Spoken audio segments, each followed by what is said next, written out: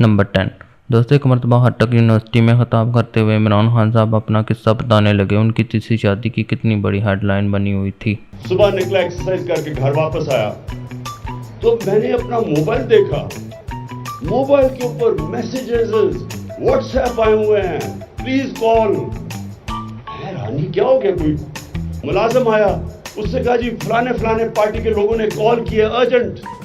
मैंने सोचा कि क्या हो गया होगा। सोचा, पहले तो मुझे खौफ हो गया, सोते सोते तो नहीं मैंने किसी को कत्ल कर दिया रात को।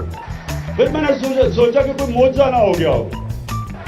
मैं सोचा क्या हो गया ये, तो इतना। फिर मैंने फोन जब खोल के देखा तो पता चला कि इससे भी बहुत बड़ा जुर्म हो गया पाकिस्तान के खिलाफ।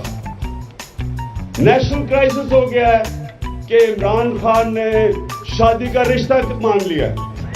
National crisis.